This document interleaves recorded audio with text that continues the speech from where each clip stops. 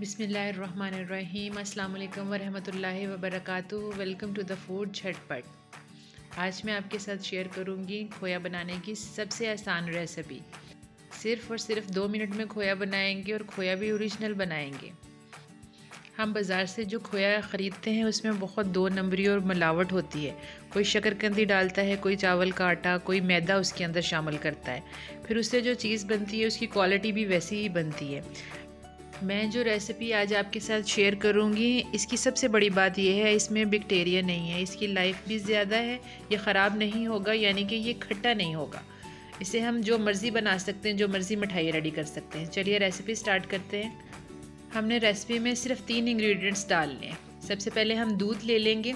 हमने 200 ग्राम दूध लेना है, यानी कि 1 कप का पौना कप हमने लेना है।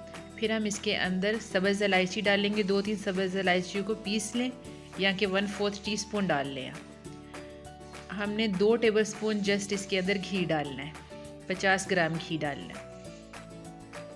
इसको सिंपली हम मिक्स कर लेंगे और जैसे ही इसके अंदर बॉयल आएगा, खुश्क दूध का पाउडर, ड्राई मिल्क पाउडर किसी भी ब्रांड का ले लें आप, वो 250 ग्राम डालेंगे, यानी कि 1 कप वो इसके अंदर शामिल कर देंगे और इसको मिक्स करेंगे।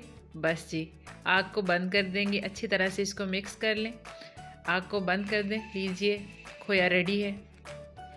वीडियो में आप देख सकते हैं कि कितना अच्छा खोया रेडी हो चुका है। हम इसको अच्छी से मिक्स कर लेंगे। अब हम इसको एक जार में डाल के ठंडा होने के लिए रख देंगे।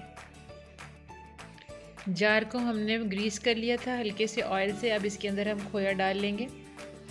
ये देखिए माशाल्लाह से कितना अच्छा मुलायम दानेदार सा खोया रेडी है।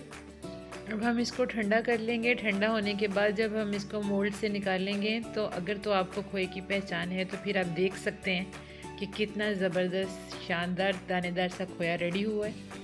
अब इस खोए से आप गुलाब जामुन बनाएं, बर्फ़ी बनाएं, खीर में डालें, हलवे में डालें, ज़र्दा में डालें, मतंजन में डालें, किसी भी मिठाई में आप इस खोए को इस्तेमाल कर सकते हैं। और सबसे बड़ी बात कि ये ख़राब नहीं होगा, इसकी लाइफ ज़्यादा है, जब तक मर्ज़ी आप इसको स्टोर कर सकते हैं। मैंने इस खोए से अपने चैनल पर 2 रेसिपीज़ शेयर की हैं।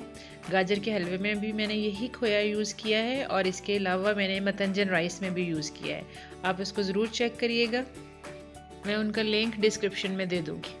उम्मीद है कि रेसिपी अच्छी लगी होगी। इजाज़त दीजिए, अल्लाह हाफिज़। Thanks for watching.